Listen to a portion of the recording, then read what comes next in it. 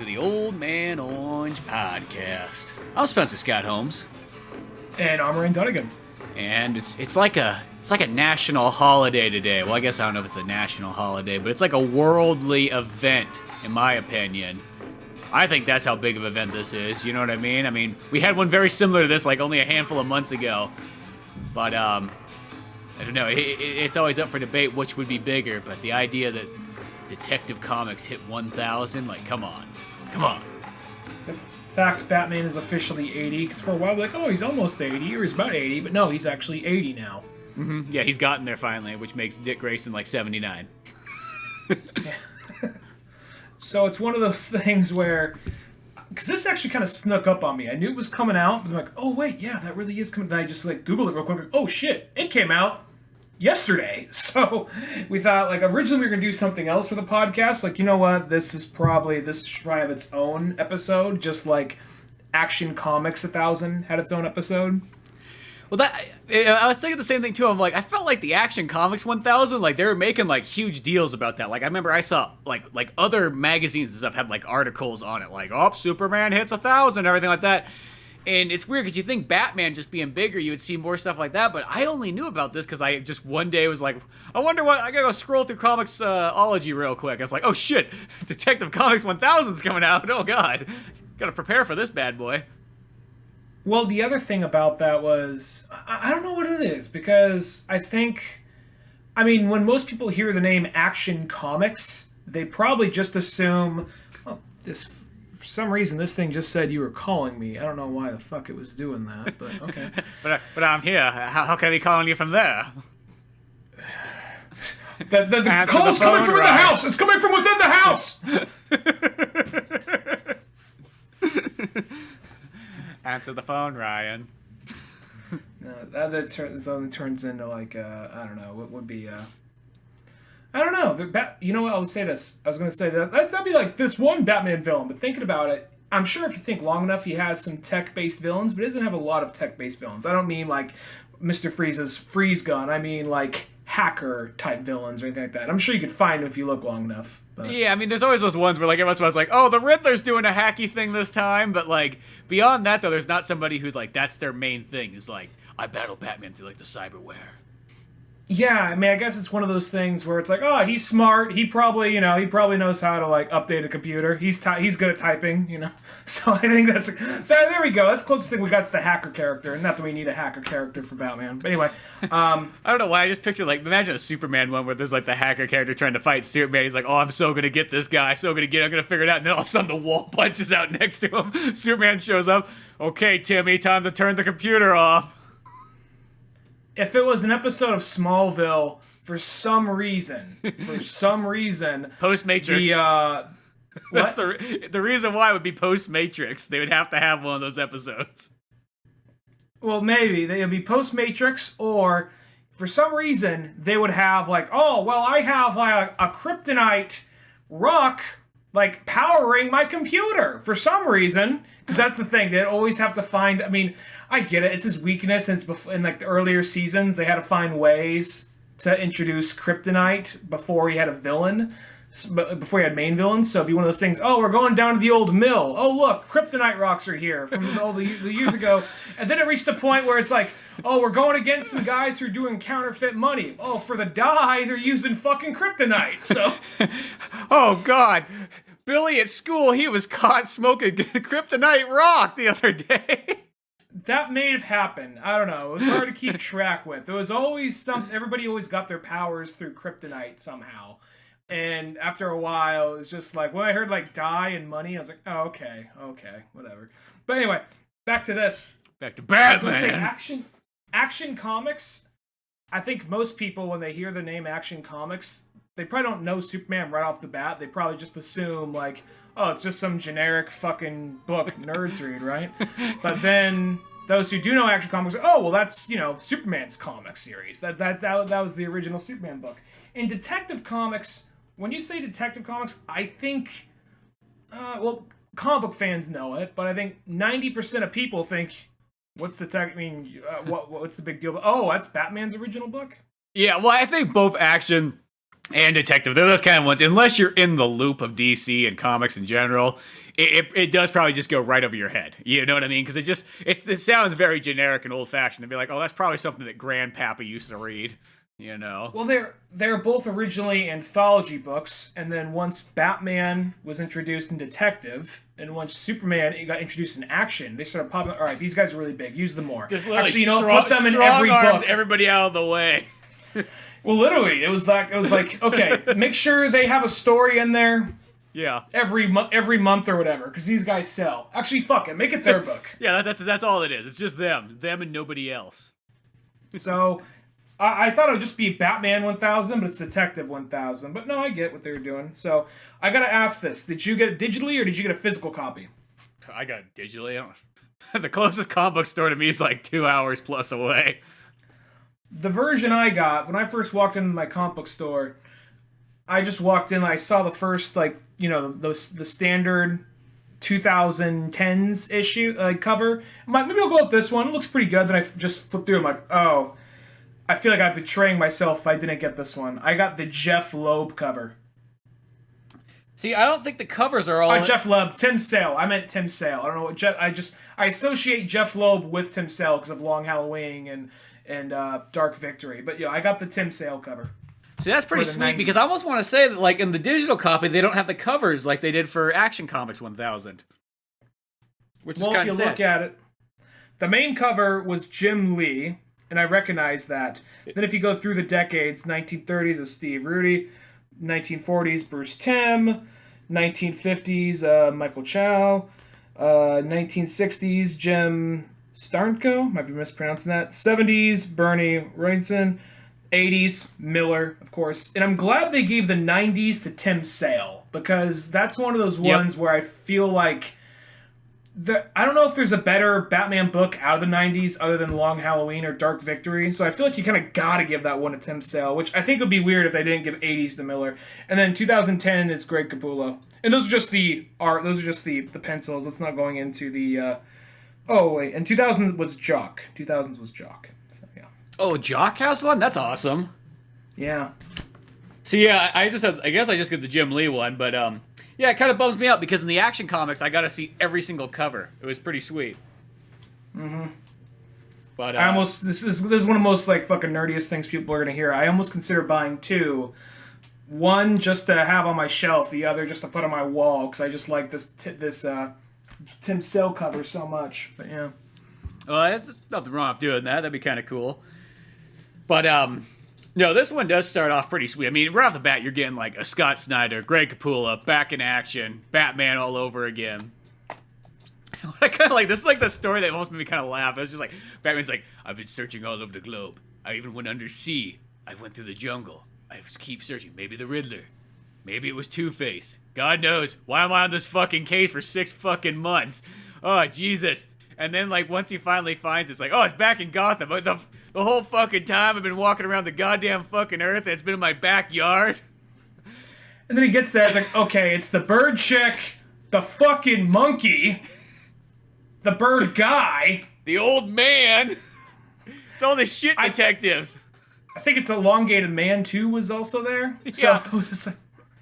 So it's like this thing of like, are you fucking kidding me? Like, what took you so long, Bruce? We're part of the Detective Guild. Which I'm wondering right here, for a split second, I assumed it was the Justice Society. I assumed it was that for a split second. But then reading it, I'm wondering, I didn't actually do any research. I'm wondering if the Detective Guild is just some random short-lived series that Snyder really liked or something like that. Well, I'm almost kind of wondering, is the Detective Guild, like, out of, like, pre-Batman era type Detective Comics, maybe? You know what I mean? Snyder likes to reach back, and he loves digging into history for his stories. And the reason I say it, because there's a line in there where he goes, like, the old guy's like, you think you're pretty old, but you're not. You're just a fucking kid compared to me. You want to see how many gray hairs I got on my balls? Well, you're going to see it anyways. Go ahead, count them. It wouldn't surprise me the least bit if the guy in the center there... This is just an estimated guess. The guy in the center, which I don't remember catching. Oh wait, Detective Slam Bradley. It wouldn't surprise me at all if he was the star of Detective Comics before Batman got printed. Yeah, that's what I'm thinking. I'm guessing that's probably is. That's just a rough guess. Oh, Martian Manhunter's there. Like, I'm just here. Don't mind me. He's like there. He's not. He's there for like the splash panel, and then you don't see him at all again. He doesn't talk at all. I'm guessing he didn't even do the. I'm guessing like he didn't even like really do the mystery to get there. He probably just taking a shortcut, phasing through a wall. Like, oh, what the fuck? I just picture Batman just there being like so fucking pissed off. He's like, shit, there's people out there that fucking died because I was solving this mystery you guys all set up so I could find your stupid little club. Where he just like grabs Detective Chimp by like the hand and starts swinging him around like a battering axe or something. Like, God, what's fucking wrong with all you guys? What, because nobody gives you work? You gotta take away my job? Oh, but I used to be. Shut the fuck up. Ain't nobody reading Detective Comics because of you. Ain't nobody reading The Elongated Man, whatever book he's in. The biggest time he got really recognized was like, I think the last time Elongated Man got a lot of love was, Identity Crisis. And that's because his wife got, like, murdered. So I was like, I feel bad for him. He's a widow now, so... Yeah, something happened there. That's all we're getting. That's how I like him. I feel bad for him. That's how he got going. I also even like, too, I love how, like, Detective Chimp's just up there just, like, drinking away, just like, fuck it. I could see Greg, because without the hat, it just looks like a haggard little monkey. Because the hat is the hat's what gives him away. So in the end, he's like, Capullo's like, I don't want to draw him with the fucking hat. I just want to draw a monkey that looks like a hobo and he has a bottle. Yeah, I know. Well, he has the hat sitting next to him, just in case you didn't know. Just to narrow it down, like, is that a monkey? Okay, it is Detective Chimp. He just doesn't feel like wearing the hat. He's indoors. He's polite that way. Question doesn't give a fuck. No. Question doesn't talk either. He's just like, I've just been playing cards here with Hawkman. Yeah, shit. You know, I've been waiting for somebody else to play. I'm glad you showed up, Bruce. So yeah, that's actually, I'm assuming that's who that guy probably is. The Guild of, it's called the Guild of Detection. So maybe I could also see Elongated Man being one of those random characters they just probably threw in. Like, he needs a place. I don't know. He needs friends. After his wife died, nobody called. I'm assuming that's his wife right there. She's like, I'm here. Like, Sue was always just there with him, so I'm guessing that's who that is. Because did she come back to life? Maybe, I don't know. Well, I mean, they did reboots the thing for like twice. That's true. Since That's all that true. Shit. I guess it does make you feel old when you. That book doesn't seem that old, but I guess it is that old by now. Well, I guess that book is probably somewhere in the either late '90s or early 2000s. So yeah, it is because it's got Game Boy Advance ads in it. Oh fuck! Don't remind me. I like how that book also has, because that's a book where they made Dr. Light a rapist.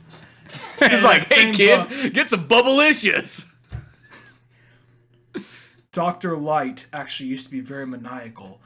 We only made him dumb using Zatanna's like magic powers, but he actually full on raped Sue, Sue, whatever her name is. It's pretty fucked up. Hey kids, get the new Crash Bandicoot game on Game Boy Advance, dude. PlayStation don't give a fuck about him no more. Shit, he doesn't even get royalty checks anymore. He's living out in the street, sucking anybody's dick. He'll take what he can get. What he has, PlayStation Advance or Game Boy Advance. Whatever. He's in China right now for the PlayStation Advance, the off-brand crossover system. You can find it in San Francisco's Chinatown if you look hard enough. Does it play PlayStation games? Well, no. Does it play Game Boy Advance games? No. It just actually plays Sega CD games. Well, that's fucking misleading. Yeah, but we spray painted it gray. Yeah, so it looks kind of like a Nintendo, sort of. It's an off-gray, though, so we don't get sued. So, after that story, and that story just kind of, it's just like, hey, look what you found. And that's cool. We got mysteries that go way back. So that was a cool little nod. Some stories like that, though, I wish there's more to it, because I like to see Batman doing a bunch of detective shit with this whole group right here. Yeah. You know? So I want to say this before we go too far. Even though I liked a lot of the stories in there, and this has some of my favorite writers and some of my favorite artists, even though I like Batman more, I think as far as issue 1000 goes, I think the Superman one was probably better, because I think Superman lends himself more to emotional issues, emotional stories, And I think for when you get to something to like 1,000, that's a reason to do that. And every story in that book felt like a some kind of statement on why Superman's importance. Where there's definitely those in here for Batman, but some of them just feel kind of like, isn't this a fun story? Moving on. Yeah, I agree too. I think the Action Comics one was definitely like, out of the 1,000 ones, that one's was like pure amazing, like something very special. Where this one's got some cool stuff in it, but I feel like it sort of slowly peters out as it goes in, if that makes any sense too. I feel like it starts off real strong, because like the first about 3 stories, and you know, we'll get to it, but there's one that's just like totally awesome. But oh, I guess that's the next one. I forgot. That's literally the Kevin Smith one. That to me is the take-home story out of this entire book. Well, I was reading this because I didn't really, because it doesn't say. I think he actually said, look, hide my name at the end. Why? Because people still get mad whenever they see my fucking name, so put it at the end. So, at this, I'm reading this, I'm just kind of like, all right, well, clearly it's a different art style. I already recognize the art style. That's Jim Lee. Oh, matches Malone. There's just this narration about and you see Batman fighting the Joker in the middle of like a carnival. He gets sprayed in the chest, and he has like this thing blocking it. It's, you know, because there's that thing in Frank Miller, and he says, why do you think I have a bullseye right on my chest? And you see it's plated underneath it. You see he got sprayed in the chest, but he's fine. And he's still fighting Joker. And then he goes down to to this underground, more or less this underground pawn shop of villains called the Gotham Gift Shop. It's like 8mm with like Nicolas Cage. Well, maybe not that. Oh no, you're not far off. It's just kind of like, I'm sure that you probably could find some snuff films down there. Basically, it's all this who's who and what's what of just random items of different villains, mostly. And he comes across in the, you know, he's like, oh, look at this one. Here's one from Mr. Freeze. Here's the umbrella from the Penguin. Oh, look, the helmet from Killer Moth. You know, it's all this weird cut stuff. What do you think that Scythe one is? Is that from fucking drawing a blank. Animated series or yeah, shit, or animated movie? Series, the movie, Mask of the Phantasm, maybe. Did they have a scythe? Did she have a scythe? I thought she had like a little like scythe hand thing. Oh, that's right. She had this. Never mind. No, you're you know right. what? That actually might be the judge. Remember that episode of Harvey Dent? Yeah. Was the judge and executioner? It could be. He had his third personality. It was the judge. And I think that might be the gown next to it. Maybe. Yeah, that might be more what it is for sure. But anyway, moving through this, it's just a lot of great Jim Lee artwork of Batman fighting different villains and you know, he sees these items, he's getting flashbacks, and then he comes across like, are they going to do what I think they do? Now here's the thing that gave it away. I was going to say that was the same thing when I first saw that. I'm like, oh shit, I think I know who's writing this. Because at first I was like, Matches Malone, that's a cool cut. And then it shows him fighting Automatopoeia, which is a character Kevin Smith created in Green Arrow, and then it's a character he used again when he wrote Batman Cacophony. And I'm like, wait a fucking minute. No, I don't think, if you're doing Batman's all-around roster, I don't think you put Automatopoeia unless you wrote Automatopoeia. Yeah, I mean, like that to me is, I mean, we put Automatopoeia, like in Drunk Batman. It was like villain number 4 we put in there, like 2 maybe. Like, we really went into the chase for that one. We're like, we're going to put, like, a very hard cut in here. Yeah, so and I bet a few people might have used them here and there since then, possibly. But flipping through this, it goes on. The guy's like, oh, look what I got here. I got a bunch of different guns. These are Two-Face's twin guns. This gun right here is used by some miscellaneous villain. I don't remember what the guy says. And then he says, oh, this one right here. You know what this is? This is the gun that murdered the Waynes. He's like, that's. He's like, okay, that's going to be 5,000. Here's 15,000. Like, fuck, done. I almost like said it was only $1,000. I'm like, shit, that thing's not worth anything. anything. It is 1,000. Yeah, 1,000. Here's 1,500. I thought that was kind of weird, too. I felt like that price number, I think, should have been much higher. I felt like that could have been, like, literally, like, $50,000 or something like that. Mm-hmm. Yeah. That's right. It says 1,000. So that's what... Yeah, so 1,500. And then he goes off, says, like, you know, of everything... He says, like, this gun, I own this gun now because of all the pain it caused me, it's going to help me. he's like, what are you talking about? Like Alfred's like, this Like, is kind Alfred's of dark like, for you. The fuck did you bring that home for? The fuck? You brought the gun that killed your fucking parents home? I even like the things is like, look, I even helped you. I liked what he said. Like, I even helped you bring in the dinosaur. I pulled my back in the process. But I just picture like Alfred carried him by himself, like on Batman his back, over his boots up on shoulder. on like the computer desk, not doing anything. Alfred's just like carrying it in, like Atlas carrying the world. Batman's just playing Tetris or some shit. Oh, wait a second, Dick's here. Just runs upstairs. Dick, let's play Smash Brothers! Yeah! What's Alfred doing? I don't know. He said he's gonna pick up a dinosaur or something. That sounds fucking awesome. Yeah, that's what I thought too. I like to imagine that he didn't even like get the dinosaur from like defeating a villain or whatever. I like how he just like, I ordered this shit on eBay. Just saw a giant dinosaur. I thought that'd be cool to have. He's like, you remember when Six Flags used to have the dinosaur exhibits? Yeah, when that went out of style, I went there and fucking bought all this shit. Unfortunately, I can only fit one of them in the cave, so I just burned the rest of it in front of the children. Yeah, watch their magical kingdom now. For me, it was my parents getting gunned down in an alley. That was where my childhood ended. For these children, it was me lighting a bunch of dinosaurs in front of them. You tell them Jurassic Park's not real.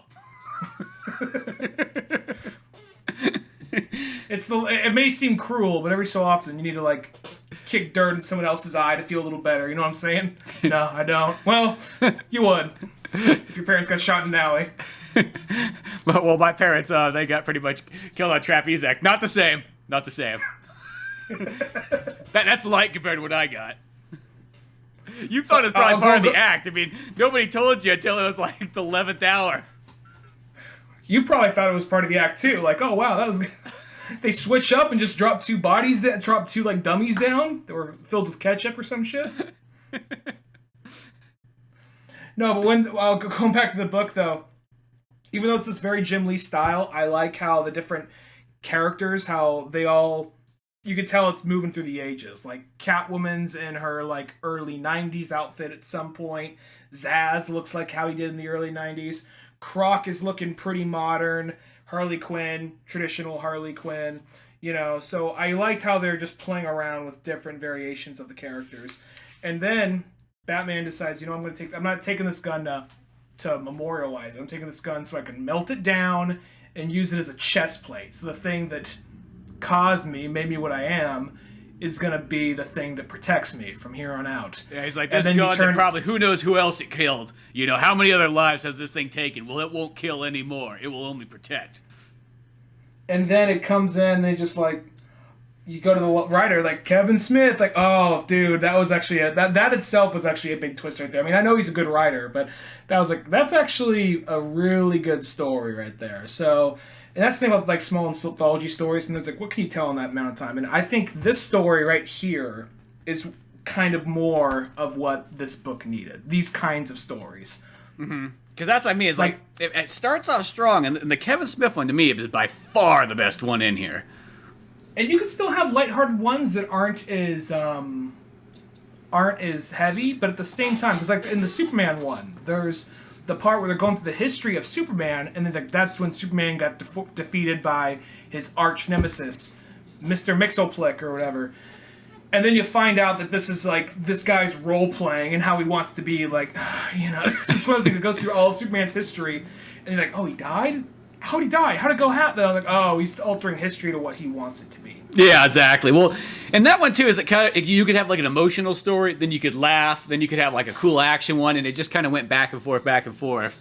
This one like kind of tries that, and then I don't know, because I mean next we get to a Paul Dini story, which sounds like that should be pure amazing, and it's still an interesting one actually. I actually really liked the Paul Dini one because it was actually a funny story, and it kind of let a little it was like more of a villain story, but it gave a lot of levity to the Bat characters himself when you get to the end, because they're all talking about this one henchman that hopped from like villain to villain and would always fuck up. He was just the shittiest guy. Like his name was Brody, and he always just like he tried his best, but always just ended up fucking up somehow. Brody Nute, spelled with a Knute. And it was one of those things where it's a lot of deep cut villains. You know, you see the condiment artist, the condiment king or whatever.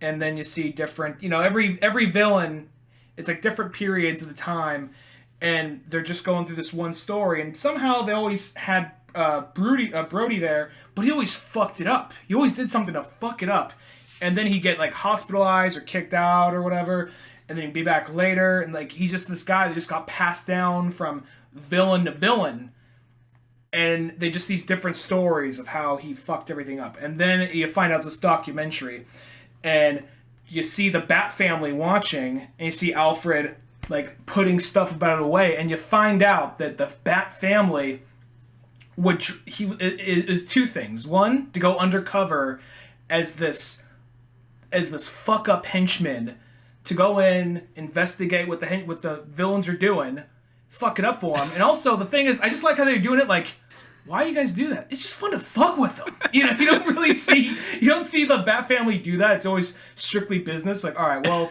we can still have fun, but we gotta be working while we do it. So let's go fuck with them. Let's go and just ruin their plans, and it's just gonna be this fun thing we do, dressing as this character.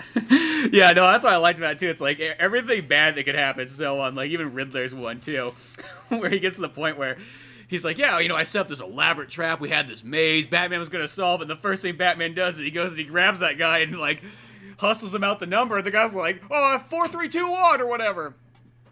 And he's like, what? How'd you know the code? He's like, oh, well, it fell out of your jacket. I thought I should memorize it for no reason. And I just like how the Riddler just starts beating him with his cane. Like, you fuck. Like, that one right there, even though that's not one of those really major stories that, like, defines Batman or anything, but I still think for, like, an anthology story like this is, I think that kind of sums it up. Just this idea that for years they've just been pretending to be this dumbass just to fuck with the villains, and they never even realized it. Yeah, exactly. Well, that was still in like what I consider like the really good stories. I mean, like obviously they shoved them all to the front. You could tell like how they sort of thought. They're like, okay, these are the best stories. Let's put these all in the beginning. The Warren Ellis one I really liked, because that's one where Batman's going after this cult-like modern terrorist group, and he's just narrating the whole time. And he scares these guys to a abandoned warehouse, or what they assume to be an abandoned warehouse. He's like, I guided these guys out there, tried to push them down the right road. They landed right where I want them to be. And essentially, it's kind of like the Batman version of Home Alone, where yeah, he's got these traps set up. Is oh man, Skype's acting up again. Oh, yeah. Skype's acting up. Oh, it's working again. Sorry. Oh, okay. It's like yeah. Batman. Oh, go ahead. Oh, as I say, it's like, yeah, he does. He has all these traps set up and all these, like, different ways that he's going to pretty much torture these poor guys that did not know what they got signed up for. And the thing about it is, he's going through it. He has this inner monologue the whole time, and he says, like, okay, like, one of them will hit something, and then he says, like, okay, these are miniature concussion mines that shoot a bunch of little marbles everywhere. They're not going to kill him, but they're going to hurt like hell. Truth is, the hospital bill is going to probably hurt him worse. Going through there, just little things like that. And he says to Alfred, like, HQ, C3, just certain things like that. So Alfred knows what parts to detonate and what to do. So, and I thought that was a really cool short story. And then it kind of gets a little, kind of like deeper into Batman's psyche near the end. Because he comes across one guy who's supposed to be the leader. And he has like a dirty mind on himself. And he says like, I don't know what this guy's gonna do, but I'm gonna roll the dice, because fuck him. And he says, like, I'm not afraid to die. Batman's like, I'm already dead. I haunt the living, So, he's yeah, I know. He's just the guy hands over the detonator. Stupid kid. He kicks him in the balls in the end, pushes him down the stairs.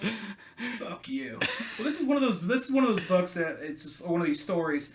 Just like, all right, this is why you like Batman. He's 10 steps ahead of everybody else. Yeah. He's keen prepared. Now, the next one, I really like Denny O'Neil.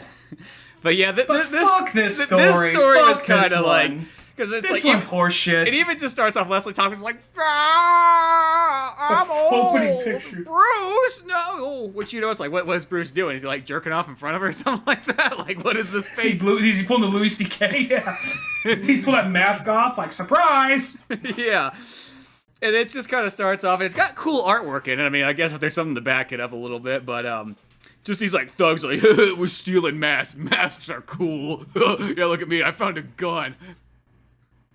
Yeah, and it's one of those things where he's going to see his parents, like the site where his parents are murdered at, and I remember that happened. That's probably happened a couple times in the books because I want to say Leslie Tompkins met up with him in the animated series one time doing that. And I always like Leslie Tompkins fine, but this, for some reason, he's like, Bruce, it's not right for you to go around punching people. It's not how you manage grief. You could have done so many things, but you punch people. It's fucking bad. He's like, did you see the fucking last issue? Like, fuck yeah, I punch people. In fact, I set traps up for them. Yeah, and it's one of those things. And then, like, you got these dumbass kids like, oh, hey, what's going on? He just comes in like, hey, granny panties, what do you got in the purse? Give me what's in the purse. And Batman's like, bitch, you just point a gun at me and just fucks all these guys up with just 1 or 2 hits. He's like, bro, stop it! Look what you've become! It's like, a guy who beats the fuck out of idiots? Yeah. What's wrong with that? Here, Leslie, here's the thing. If I wasn't fucking here, you'd be murdered, raped, and, all your money stolen. Is that what you fucking want? Right, they don't care about it. One of them has a grandma fetish, so yeah. Yeah, and it since they're part of a group, they don't want to be like looked upon as the mentality. Guy. Yeah, so you can't trust these guys. I know that one is just kind of dumb. It's just like Denny O'Neil's a fantastic writer, and he changed comics, but that story's fucking horseshit. I'm sorry. Yeah, it's like one of those ones like that to me is like no, Leslie. The artwork's great. I mean, I know I could see what he's trying to go for. It's just no. It's like one of those ones that feels like something that like someone who doesn't like Batman would write. You know what I mean? The artwork by Steve Epting, Elizabeth Britweiser, and Andrew World Design. What the fuck? He must be Chinese. And World Design letters. Okay, so. Yeah, I don't know what it is. There's a lot of people nowadays that have like almost like handle names. Mostly it's always reserved to lettering and colorists. I don't know why that always is. Well, no, the artwork in this issue is beautiful, but I think it's one of those things, every so often you'll read a book about, it's like somebody, how do I put it? Like somebody likes comics. This person might like the character, but they don't really know a lot about the character, or they just jumped on this book. Because every so often you'll just read a book that somebody just jumped in, and like, I remember reading, what was it? It was like Batman Blind Justice, which was actually written, it's funny enough, that was written by one of the guys who did Batman 1989, and John Hamm, or I don't remember who wrote it. I don't remember the name on the side of the book, but and then also was the introduction to Henry Ducard, which was the fusion character between Ra's al Ghul and Henry Ducard in Batman Begins. Oh. So that was the introduction to that character. And reading the book, it's not a bad book, but they kind of crowbar in like 2 side characters that are kind of along for the ride with Batman, which are kind of like audience perspectives. And I felt while reading it, I was kind of like, while reading it, I found myself kind of thinking like, you know what, you probably like Batman, and you probably know a little bit more than most of the average people around this time, but you don't, you know what I'm saying? Like sometimes you just get that feeling that like they kind of didn't have a whole lot of research put into it. Yeah, well, it's like, Denny O'Neil, you could never say that he has more research than anybody else, but it feels like this is a story written by somebody's, like, Christian mother who hates violence. That's what that Batman story feels like. It literally comes across, it's like someone's mother who's like, your kid's playing the violent video games and the comics with the punch, bang, pow, wow, and you watch the movies. Wham, bam, thank you, ma'am. Yeah. The Bowie boy. Yeah, you're listening to the heavy metal music of David Bowie. And all his satanic rituals is the Mr. Stardust. That's Mom, you're really mixing shit up here. You don't say that language in this house! Now, none of this violence, you little son of a bitch! Like, oh god, your mom's really angry and violent all of a sudden. You dirty little hooker! Why do you call me that, Mom? Now let Mama finish writing her Batman book about how violence is bad. And how... Back to a typewriter. And how, to stop gang warfare, they just need a little bit of mothering. That's all they're missing. So... It's not their fault their father ran out on them. And their just mom's like it's not your fault. Your father ran out on you. Had Though he nothing said to it do was with 'cause of your me. goofy I'm little a hair perfect lip. angel. Well, I guess that's the thing that's weird about it. It's by Denny O'Neil, and he is somebody who knows Batman. He's a guy who helped shape Batman. He's a guy who helped bring Batman back. So maybe this is him just trying to deconstruct Batman. Like, what if he was wrong? You know, one of those kind of I think things. that's probably what it is. It's definitely a what if kind of. It's like an Elseworld story. What if Leslie Tompkins was a total bitch? Elseworld story. Well, Leslie Tompkins was fucking useless. Yeah, she just helped out. It's like she just didn't really get what she was doing. Maybe she's just old and senile. She's like, oh, Bruce, if you're fucking 80, that means I'm 160. God, this old bitch won't fucking die. She just hangs around here. She probably soul reavers it and just absorbs these like poor people in like Crime Alley. Her jaw she was waiting for Bruce to leave. So, like, thank you, Grandma. Like, don't thank me yet. Her jaw just drops. It's just that same picture of the cover again, but instead just her jaw's Soul's like down going to like into her mouth. Just absorbing like, that will teach you gutter punks next time.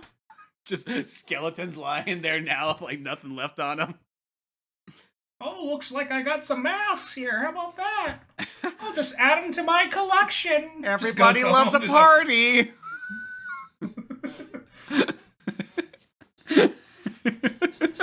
If Leslie Tompkins is like some kind of soul reaver demon, they just drop that like in the next Tom King book. I'm like, all right, I'll bite. I'm going with it. Sure, why not? See where this goes. Shit, in Gotham, she had underground fights for a while, so why the fuck not? It was something to do on a Tuesday, I guess. You get bored like helping out people in need of like medical care who are just cheap bastards that don't want to buy, pay for it. So, underground fight rings with the Riddler. You know what? It works. You're also helping. You're a client. You're creating a client base. You got people that are definitely going to come to you for medical help afterwards. And they most likely have just won some money. So yeah. It all pans out. It's economics. You got to think about that in Gotham. It all circulates in Crime Alley.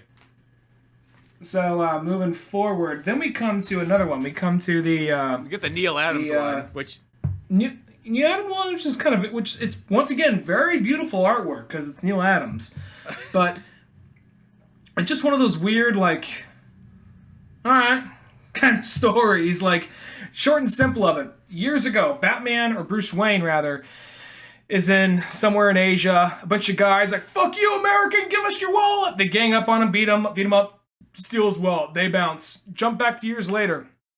There is like an almost naked Asian man in the streets with Bruce Wayne's like card or like the Martha and Wayne Foundation. What was the Thomas Martha and Martha Thomas Foundation? Wayne Foundation. It's like, what are they saying? They saying it's his fault or something? Like, well, Martha and Thomas Wayne. It's now changed the Wayne Enterprises, so this is outdated. This happened years ago. Batman's like, you know what? I think this boy. He was originally one of Ra's al Ghul's guys, but then he was creating this underground railroad to get his boys out of there. So let me go track down Ra's al Ghul. He tracks him down. He's like, you like fucking using my name? And you kill this guy? Like, I didn't kill nobody, man. You just rammed in inside my limo. Fuck off. Like, oh, all right, cool. And then.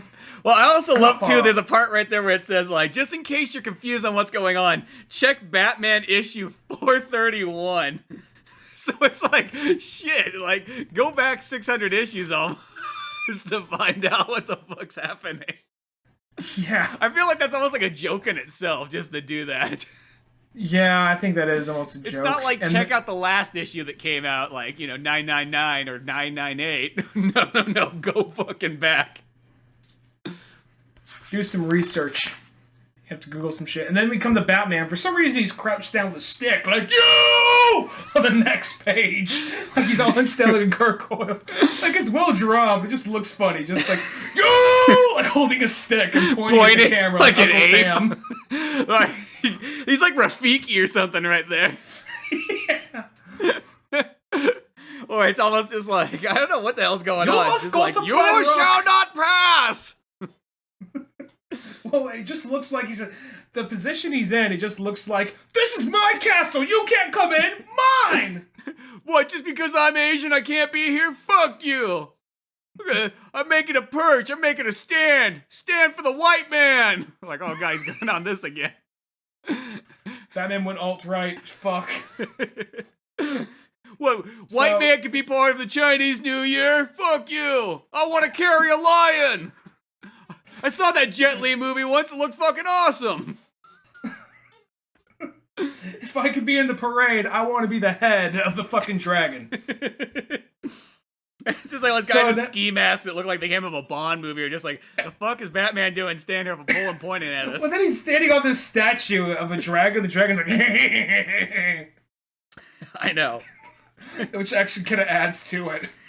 Really, I'm glad the dragon's there. Really, it would not be the same without that and the giant background. The dragon's like, tell them more.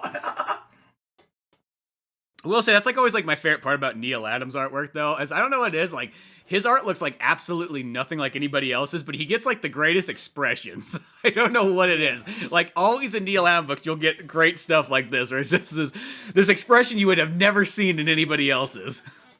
Yeah. So then he's talking to these guys like, you're a different group that broke away. Because he's talking to this group of people and like with machine guns or in orange hoods and glasses. He says like, you're the ones that killed him. Why'd you kill him? You know, he was your brother. And he's just like, oh well, he broke away. We blame Bruce Wayne. Like, why do you blame Bruce Wayne? Because Bruce Wayne like infected him with greed. Like, how did he infect him with greed? He gave him money. His wallet. He stole his wallet years ago, and ever since then, he decided he wanted to help people. And then Batman's like, oh, so that guy who died is the guy who stole my wallet? Well, I guess I broke even. Yeah. No, that'd be funny if that's how it ended. But no. Then it's just this whole thing about, like, we're going to keep on doing whatever we can to get people who leave the League of Shadows or whatever, but fuck off. I'm like, okay. All right, I guess that's the end of that. Yeah, it just sort of ends abruptly, like... You know what I mean? It'd be better if, like, you found that kid, just started beating the shit out of him, took his fucking wallet. Like, it came full circle. Well, no, I just think it's because the guy who died in the alley, that's the kid who took his wallet. So yeah, that's why I'm thinking funny. If you just like, oh, that's the little fucker that stole my wallet? Oh, it's fine. Fuck off. I don't care. Hey, Jim, can I borrow one of your matches? Oh, what are you gonna do with that? Just lights it, throws it on the guy's body. Take that, you fucking bastard. Burn in hell. Just starts pissing on him next. You're like, whoa, Batman, dude. It's like, God, not in front of the media.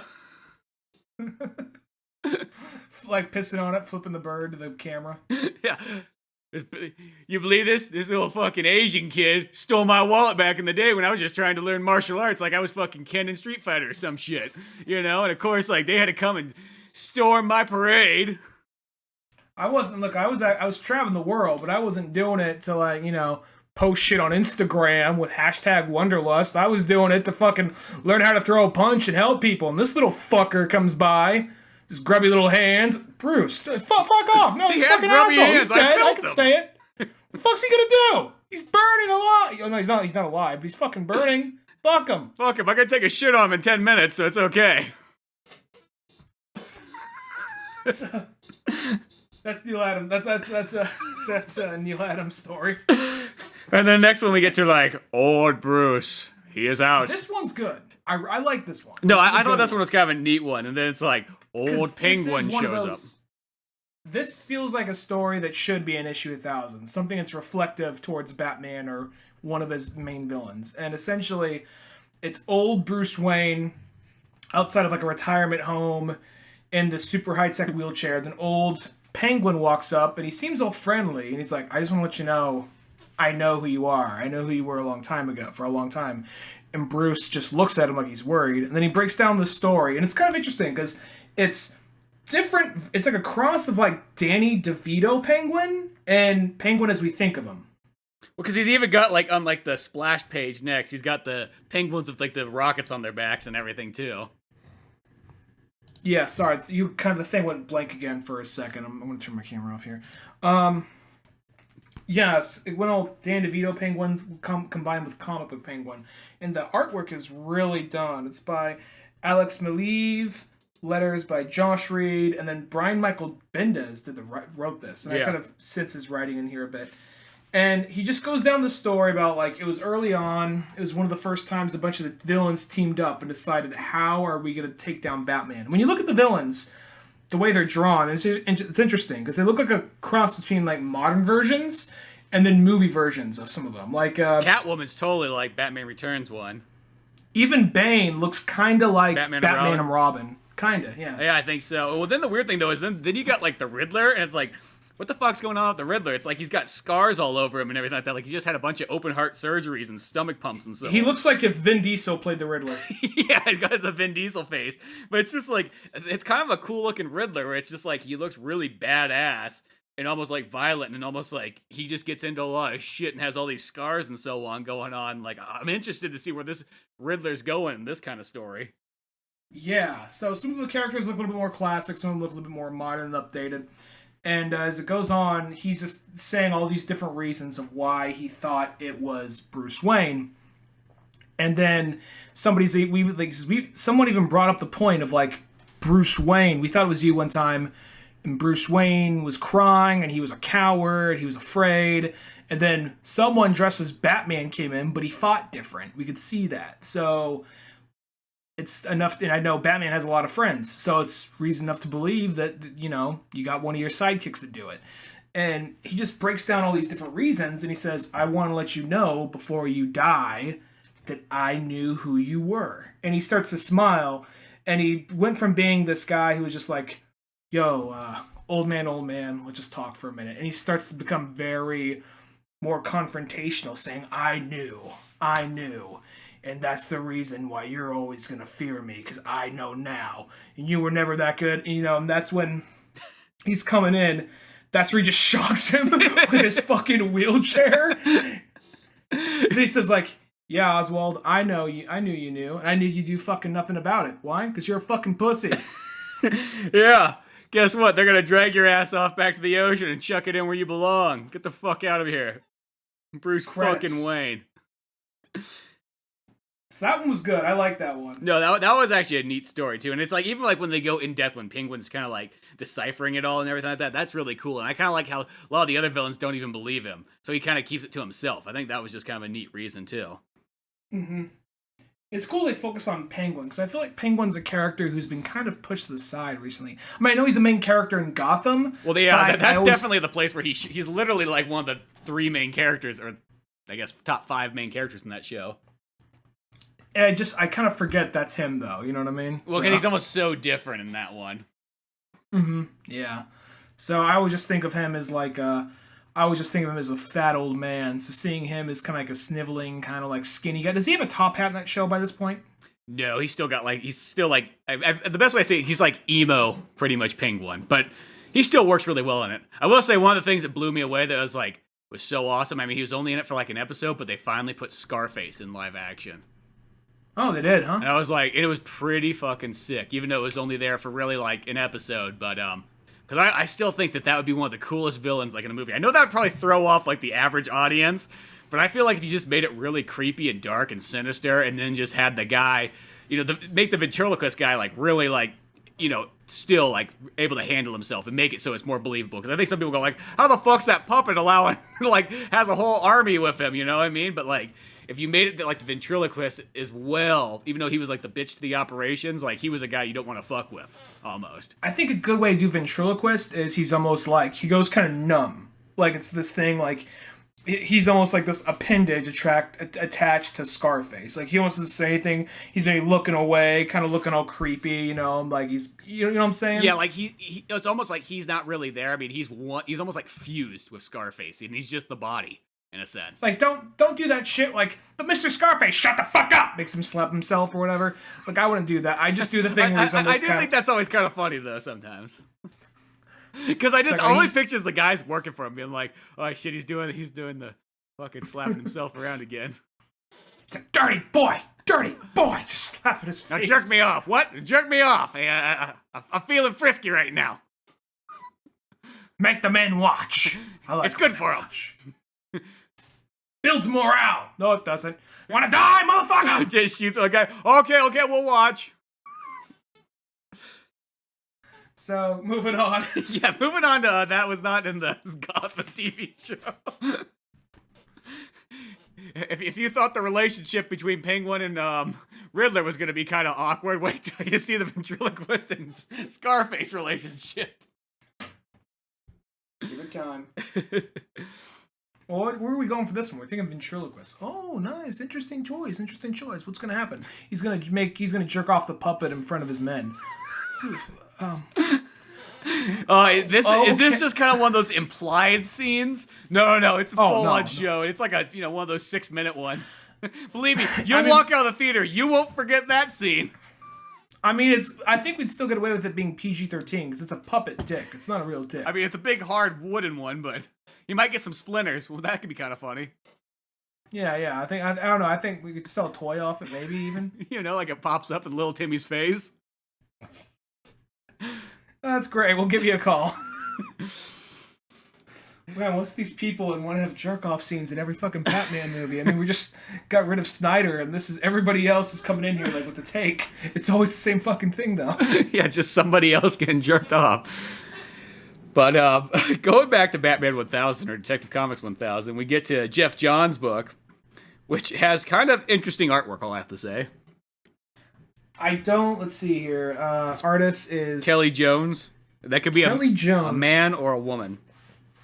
I think, looking at this, I think this might be, because this artwork looks a little familiar, but just the way certain characters are drawn has an emphasis in certain ways. I think this might be, I might be 100% wrong, I think this might be someone who did a lot of Batman work, maybe in the early 2000s or late 90s. I think. I might be wrong there.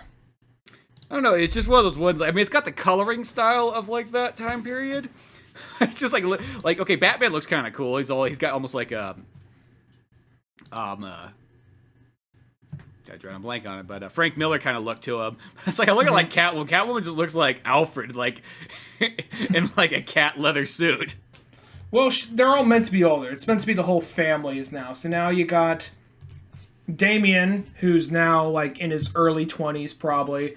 You got Catwoman, who's about the same age as Batman, and then you got their daughter, Echo, who looks like she's probably, early, maybe mid, teens or something like that. And then Ace is there. He's just as old as Batman. Kelly Jones. Oh, he is a dude. He's a dude. And let's see here. Okay. He did some... Let's see here. Yeah, never mind. Maybe a lot of his Batman work isn't as old as I thought. He did something in 2014, but yeah, Batman. Yeah, I'm just curious because I've seen this art style before, but I'm just trying. Yeah, I mean, it's cool looking. It's just there's just some characters that have kind of like a goofy look to them. That's about all I have to say. But you know what? I've seen a lot of this. I've never read a lot of. You know what? He did. There's that picture of Batman as a vampire with super long ears, hunched over. He did that. Huh. Is in the 90s. He did a lot of. I recognize this. He did a lot of 90s Batman Detective Comic stuff. Oh, okay. Well, this was kind of one of these. This is a good way because he has really flowy capes, like Todd McFarlane was really big. Someone says 90s cape porn, that's a good way of putting it. Yeah, exactly. Where it's just super cape everywhere. Well, this one starts off as just there's all these villains that are just pretty much dead around a birthday cake, and Jim Gordon's there, of course, and they're trying to solve this mystery of the Bat family, and they're like, wait a second, we feel like we've seen this before. Look at the holidays. Maybe it's a copycat killer, bring back the holiday killers. I'm like, no, they're all fucking dead. Can't be them. Oh, okay. Well, maybe Calendar Man? No, look at he's fucking dead here already, too. Oh.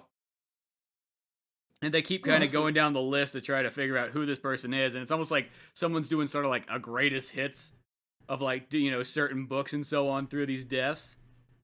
And then it's interesting because they mentioned Long Halloween right there for the holiday killer, and then Jeff Johns' Earth 1 because there is that one guy, the birthday boy, who was a serial killer and with a whole birthday motif. Oh, that's right. I forgot about that one.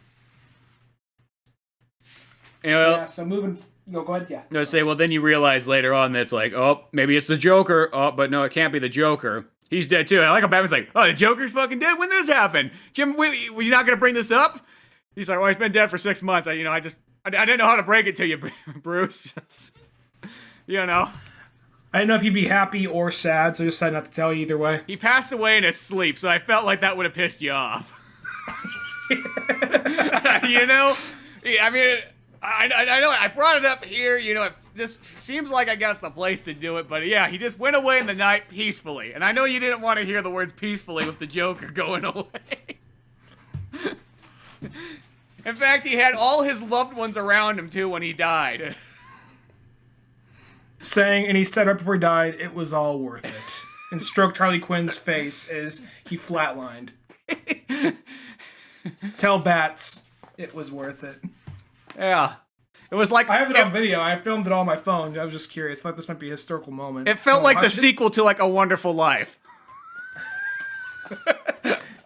It got over 1 million likes on Facebook. I keep telling you to join, but, you know. I know you're sticking with the MySpace thing. I know that you invested heavily in it. It's not worth getting rid of. Anyway, he's dead. So's his son. So, yeah. Did you know he had a son, though? I mean, remember how I said loving family? Son loved him so much that he killed him, or whatever it was. Yeah, something like that. And then it's like Joker 2. And it's like, oh, okay, son of the Joker. So it's not Batman Beyond, I guess. It's just... And then after that, they kind of just break down, like, all right, well, Joker's dead. This many of my main villains are dead. By this point, Two-Face has been, you know, has recovered, and he has a daughter, and things are going good with him. Penguin and whoever else, their armies are small, and they're in either Arkham or jail or Blackgate. I think we're done here. I think we're done. I think we're good to go. So then he's just like, should we do it? And they unplug the bat sign, signal. the bat signal. And as they unplug the bat signal, like all the smoke comes up, it dissolves, and it turns into a candle. Then it pans out, and Alfred is sitting there like, I hope you made a wish, sir. Happy birthday. And he walks away. You see Batman sitting in this his collection. Big empty bat cave in his man cave with a cake, the whole cake to himself. Just be Batman sitting there with his just DVD collection. Been waiting to catch up on all of these. Been waiting many a years. So just this idea that, like, he wishes for that one day, but, you know, I mean, I guess it's a little condensed story. It's more of like, that's what he wishes for. But at the same time, it's like, here's the thing. I understand they want to play on Batman being lonely, but in the same book, they're like, Batman's so alone. And other ones, like, oh, but he's got a whole cast of family that's always with him and always at his side. But he's alone. But he's got family. Yeah, sometimes they go a little too back and forth on that kind of stuff, and I feel it's like there's people out. I think everybody kind of has their own interpretation. Like some people, like, I like Batman when he's alone, when he's dark and brooding, and you know he can't trust anybody. And there's some people who are like, no, I like the Batman fucking team up. I love Robins. You know, I love it when he's with Catwoman and all this kind of stuff, and Alfred's there fucking helping out. So I think there's just like two different mindsets kind of battling back and forth with each other. Mm-hmm. And then we have the precedent by James Tynion, whatever the fourth. Pronounce his name. The fourth. Yeah, this is the guy that wrote Batman for like fucking ever too, and like he wrote so many Batman stories. He always reminded me like the guy who like he wrote tons of Batman stories. He's like all the Batman stories that people just don't talk about. I've seen his name a lot. His name's always, he pretty much like, you know, when Scott Snyder and Greg Capullo had their big old run, he wrote like all the other Batman books. Yeah. And he just pretty much sums up the relationship between Batman and Robin. And it's a young Dick Grayson. He says like, look, he's never going to be the same as you because right when his parents died, you were there. And he's had You literally, friends. You took out that wool sack, snatched that kid up, and ran out of the building before anybody could tell what was going on. And nobody questioned it because you're Bruce Wayne. Yeah, they're like, did Bruce Wayne just come by and grab a child in a sack and run out of here? Well, you know those billionaires with their kids. He's probably taking them to the equivalent of Neverland Ranch. Yeah, well, that's okay. It's well worth it. Here's the thing. You know, if I was riding a fucking roller coaster every single day, I don't care what somebody did to me. That's all I gotta say. He just puts a fuck those kids and their little problems. You know what? I didn't get anything like that. I didn't get fucking Mortal Kombat arcade machines that I could just play with whenever I wanted to. Didn't get to go out and have a Ferris wheel and a petting zoo. Fuck those kids. I just have to say it. You know what? I'm glad Bruce Wayne took that kid. You know what? That kid's only gonna get a better life now. It's just like, you can't cry when you're on a roller coaster or a jet ski. Yeah, exactly. Even if you're naked of an older man, it's okay. Fuck it. You're just combat training now. Yeah. Just like the story where like Bruce is like, did I do the right thing by grabbing a boy in a burlap sack and running out of there?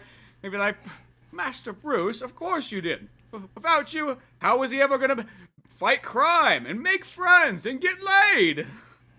Yeah, he's going down the list. He goes off like, oh yeah, it's when he met Wonder Girl, Donna Troy, Speedy the Archer, and got fucked by Starfire. You know, so it just progresses down there. Believe me, I had to clean the suit the next day. It was not pretty.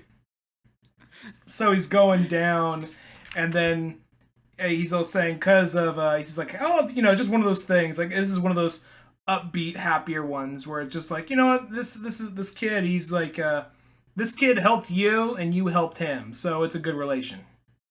Yeah, and it's actually got some really sweet, like, there's a shot I love a bunch where, like, Batman and Robin are, like, looking up into the sky, and, like, the skyscrapers, like, just go off into the distance, and it's all, like, the villains looking down from the buildings. Like, that's a really bad, that could make for an awesome poster. It's a really awesome poster, and they got some of the ones, like, okay, the obvious ones, but, like, it's kind of funny, because you have Hush in there, but he's kind of peeking, like, I'm here. He's like, hey fellas, you know, and you got Professor Pig, I like, he's just like, ooh, like, poking his way over. Penguin has a rape face going. Yes, he does. Him and Mad Hatter. Mad Hatter's got like, I'm gonna go jerk off in the corner when Penguin rapes you. Riddler is just like, He's like, I have short sleeves today. Yeah. But so you know that one's a short, nice one. I like that one. That's one I think that deserves being here because you know it's just Robin's a massive part of Batman and elaborating on their relationship. I think is a good one for this. Now here's another thing. The next one, the Tom King one.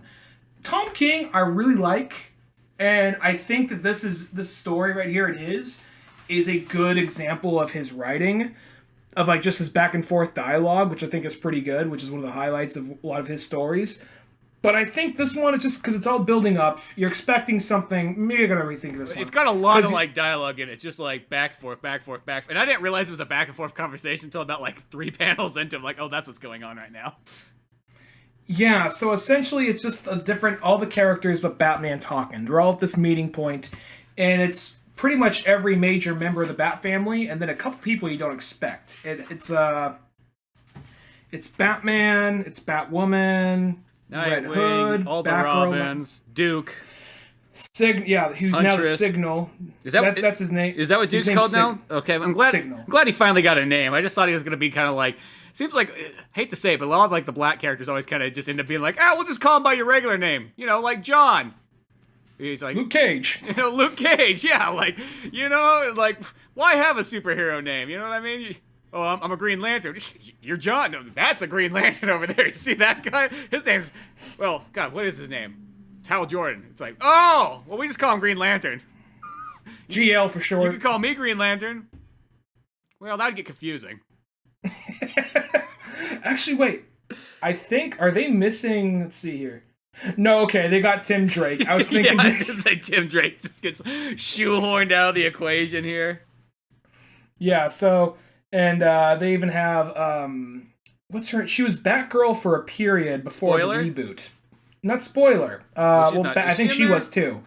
Let's see her. Spoilers in there. I think she may have been Batgirl just for like a minute, maybe. Oh, I see. Spoiler. But then there's Cassandra Cain or Cassidy Cain, whatever her name is. Is that the chick with the blue hair? The Asian chick on the far right. No, but I mean, like, didn't she used to have like a blue mohawk? Who the fuck was that character again? No, that's Bluebird. Oh yeah, that's Harper Row. Oh yeah, Harper Row. That's right. Shit, she must have got exiled out of this Bat family. Then I'm not too sure what happened there. Well, once Scott Snyder was done with her, everyone's like, "We want to use her. She's there. We'll get back to you, Scott." That was one of those characters, just like Damian. Like, at first I didn't like her, and then I kind of came around to her. I had no problem with her. I kind of liked her from the get-go, but it was one of those characters, I'm like, anytime they just introduce some random street kid, I'm like, all right, it's either A, gonna be the next whatever, next pick a character, or B, new character. There's no way they just brought some random street kid off out of nowhere if they're not going to help Batman in some way or put on a costume eventually down the line. Yeah, exactly. Maybe back in the maybe 90s and back that may have happened, but not so much now. Anyway, but yeah, so essentially you hear all this conversation going on between everybody, and it's it's funny, it's comical and all that, and then you're expecting it to be some serious news because Batman calls them all there, and you realize, oh, he just wanted to take a picture of all of them and then leave it at the grave of his family, which people like, which all it's going to take is like, Billy the gravekeeper, like, oh, just sweeping the graves. What the fuck here? What is this? You know what gives it fucking away? It's the old man in the back. It's Alfred Pennyworth. I would know him anywhere. That's the part that gives it away. Shit. Alfred peeking in the back. If the Ace has got a fucking mask on, can't Alfred get a mask as well too? Not in the budget. It was hard to get a custom-made mask for a German Shepherd, but I'll say Ace looks like he just did a line of coke. Like, I know. Like, I know dogs usually have that look on their face, like they're happy, but since he has like the white eyes and like tiny pupils, like he's like a drug sniffing dog. And he's looking straight at the camera. The dog. Oh, it's better than I can draw a dog, but Well, yeah, there's nothing wrong with it drawing-wise. It's just kind of funny when you point out like that, because he really does stand out like way more than everybody else does. So the next, I guess what you call the last chapter, I guess it's more or less just a, I don't know, it's more or less just advertisements, a big advertisement of what the next issue is going to be, because that's what happened. That was my one problem with issue 1000 of Superman. Is there's all these deep dives and like what's this character really about, as well as the characters surrounding him, and it suddenly just goes into, oh shit, to find out what happens by the next issue. I was like, okay, maybe not the best place to put that. This one has a little bit of that. It's just somebody, I don't know, it's just like, it feels like a weird place to kind of have that at. You know what I mean? It feels like 1000 should just be a solid standalone, book in a sense. Mm-hmm. Mm-hmm. I mean, this one's not so bad because, I mean, you still get kind of this long story, and it's kind of cool because it's told all in splash panels. So, of course, you just get a bunch of really sweet artwork. Mm-hmm. Well, it's kind of like the splash panel issue in Superman was great because every single one of those was a different artist, and they all were explaining a different timeline or a different story, and it was just this interesting thing because it was like, comics are always retconning and always changing shit. In this story, just flat says, look, here's the reason everything's always being retconned and always changing.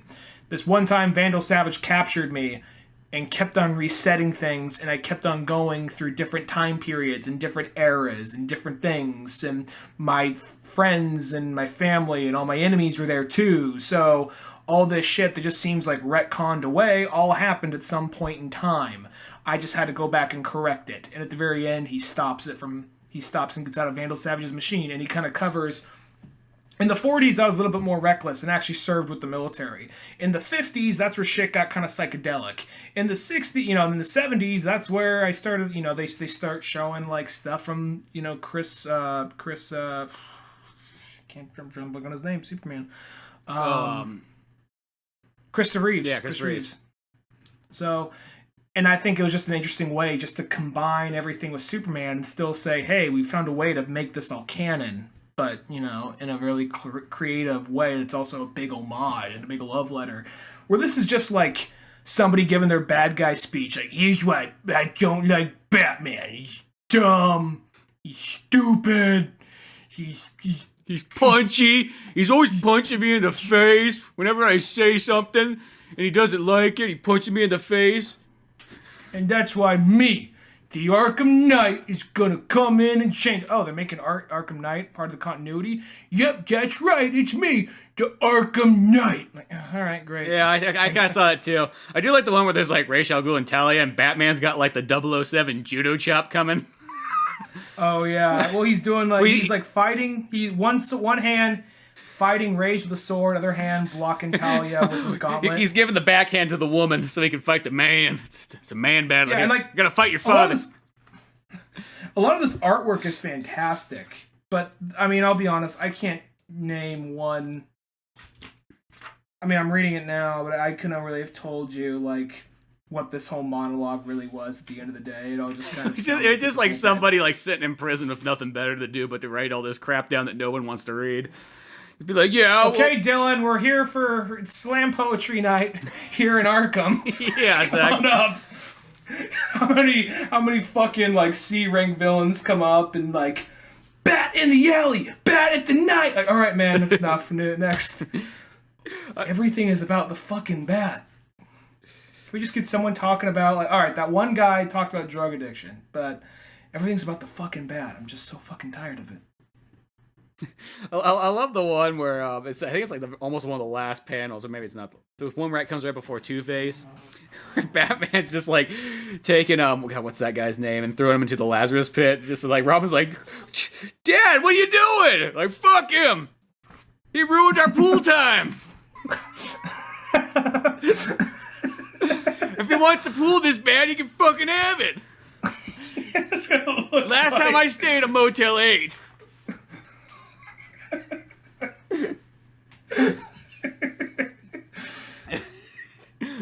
Well, that one, say the one where he's fighting Penguin, Clayface, Two-Face, and Hush. That's a really cool picture right there. Like, remove the word bubbles. I just like to have that as a poster, just because that's a weird, oddball combination of villains, and also just the artwork looks great. I would love to, it sounds weird, remove the word bubbles on all of these and make like a big fatty collage of like 10 different pictures or whatever the hell it is. Would make for an awesome poster, like a real large one.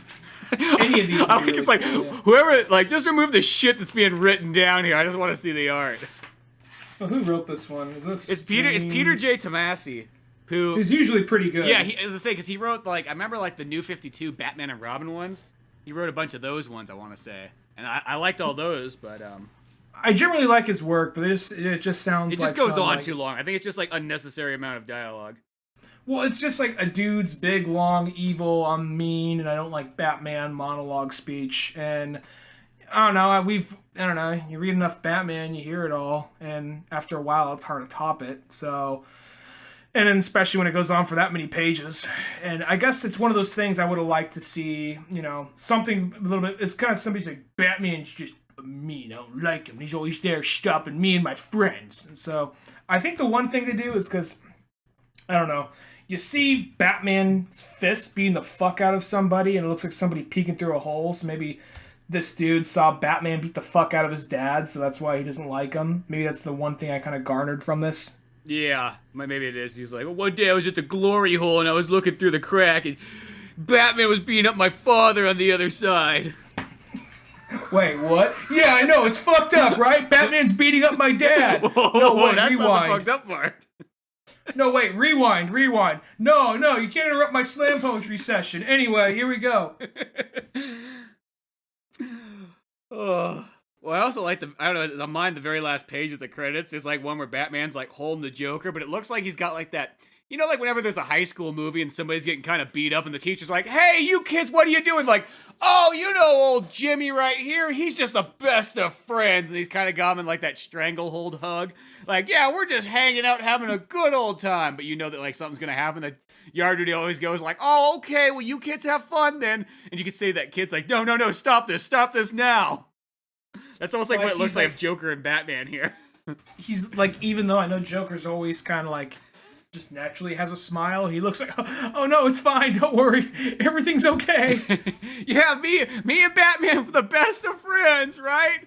Shut the fuck up, I'm gonna break all your fucking teeth in. Don't you fucking dare say something the second that fucking yard duty leaves. The heart yard duty is like Bullock and Montoya. Yeah, get the fuck out of here, you fucking lawman. He's just visiting. He's just visiting Arkham. He just goes into Arkham, beats the fuck out of him when all the security guards leave. Yeah, exactly. But no matter what, I will say, Detective 1000 was still overall pretty sweet. I mean, that's really actually kind of when we went through it again. I feel like there's only like maybe like 2 or 3 kind of like sort of like weaker stories. And there's really only one I just don't care for. That's about it. At the end of the day, that's just it sounds. I hate to say that. I hate to say a Dennis O'Neil one. It's like the one I don't. Yeah. That sounds like blasphemy. It sounded like saying like, you know what? The art that I didn't like in this book was Jim Lee. You know what I mean? That's like, you just don't say that. Yeah, because I really liked Denny O'Neil, but his story was bullshit. But, you know, it's like the only one I full-on just disliked. Not like, oh, it's okay, or, oh, I get the point.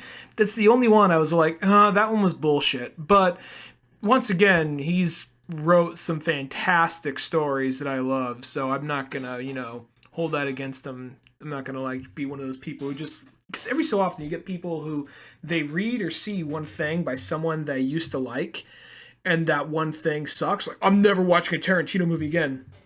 Why? Oh, I fucking hated Inglourious Bastards. It was so slow.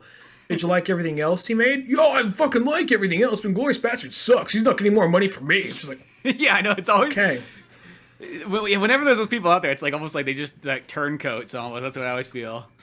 Just like, what? Yeah, so it's like, I mean, if you already weren't a fan of this thing or in the first place, or it's hit or miss with you, it's whatever. But when you get, I'm not trying to make specifically Tarantino, but I mean, you get those people who the one thing comes out they don't like, I'm never supporting this guy again. Unless it's like, well, was it something really fucked up or anything? No, I just don't like it. Like, I just don't, all right, whatever. You know what I will say, though? I was kind of surprised. I was surprised that there wasn't actually a Frank Miller story in there. I'm surprised too. That kind of threw me off because I'm like, you know, really at the end of the day, you know, Frank Miller probably has the #1 Batman story of all time. You know, that's the one everybody refers to. Every single movie in like the last 20 years has always hearkened to it. More than that, last 30 plus years. You know, it's kind of funny that he just has only a cover and that's kind of it. It's one of those things where. Well, then again, maybe he's like, yeah, I don't feel like writing nothing. Like, because it's like Dark Knight, whenever he touches Dark Knight Returns to any capacity, people get very, like, Strikes Again, piss people off, or Strikes Back, piss people off. Batman, All-Star, Batman and Robin, the Boy Wonder, people really hated that. I love that book. I don't know what... I'm just bummed. I'm just bummed it's just never continued on, but I think that one's great. I mean, it's not like... I mean, yeah, there's still some weird stuff in it, but like for the most part, I still think it's fun. I just like the book. The artwork's really good, but the thing with it is, I read it again not too long ago, and it doesn't really have a strong narrative. It's more of a weird collection of just scenes, and I get what he's trying to do. He was almost trying to make this statement on Batman in the... Because, you know, if you look back in the 40s, he really did just, you know, like...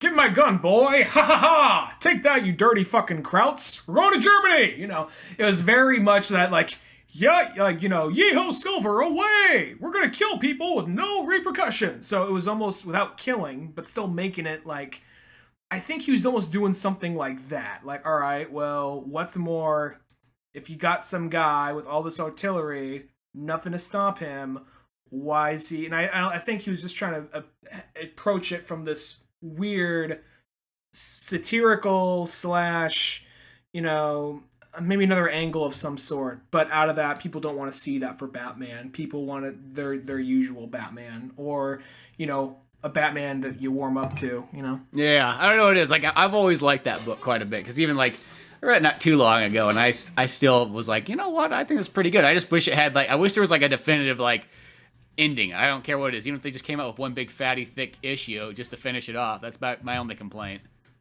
But I just thought it was just weird though for just the 1,000. Well, maybe because it's one of those ones like, I don't know. It's just one of those, maybe like Dark Knight Return. Maybe Frank Miller just never did anything in Detective Comics. Maybe that's the reason why. But I mean, we know it's always thought of as just Batman as a whole. So maybe he was just maybe he was just like, oh, I'm fucking tired of it. Yeah, I could see him just not feeling like it. Like, I already did all this. Why do you need me to do it again? I'll tell you what. I'll do a cover for you. Yeah, I mean, like, because that's the thing. Is you kind of like all the guys who like aren't there. It seems like they mostly at least got like a cover or something like that. So that's always kind of nice. But no, definitely. And I'm looking at some of the different covers here, and they got one that I don't know who did it, but there's one where it's just like Poison Ivy, Harley Quinn, and Catwoman coming out of a cake. It's like 1,000, woo! Which, all right, whatever. Frank Miller, it's just kind of it's just your very Frank Miller-ish picture of like Batman and Carrie Kelly. That's pretty cool. Just be like, yeah, I'm fucking drawing my characters. Go fuck yourself. That's what I'm doing. You know? No, definitely worth checking out, you know, Detective Comics 1000. It's like, as I said, it's like a holiday, you know? It's like a comic holiday. You only get this. It's like, you know, like when they got those planets that come by and they only come by like every 30 years, so you get to look up and see a light that looks just like every other planet. You know, like Halley's Comet or some shit. That's what this is like.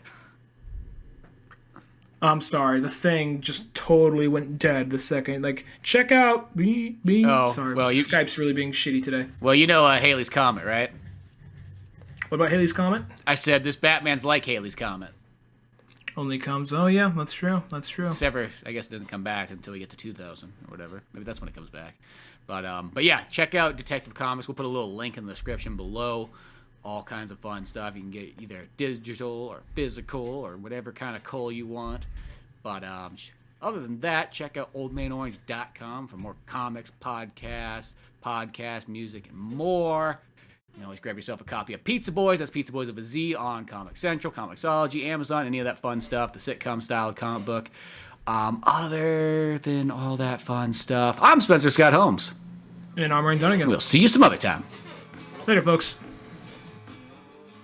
Thanks again for listening to the Old Man Orange podcast. Sure, check out oldmanorange.com for more podcasts, cartoons, music, animation, and a whole lot more. We also have the Old Man Orange blog going with all kinds of fun stuff. If you easily want to support the show, use one of our Amazon links either on the website or in the description of the podcast below. Rate, review, and subscribe to the show either on Podbean, iTunes, Spotify, YouTube, Newgrounds, or anywhere else that you seem to get this podcast from. Grab the sitcom-styled comic book Pizza Boys on either Comix Central, Comixology, or Amazon. Want more podcasts? Check out the Indie Comics Club over at Comix Central. I also got a workout website called Thor's Hidden Gym, filled with fitness tips and tricks, videos, and a whole lot more fun stuff in the calisthenics world.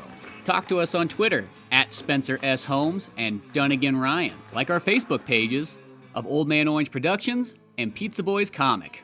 Thanks again, we're out of here.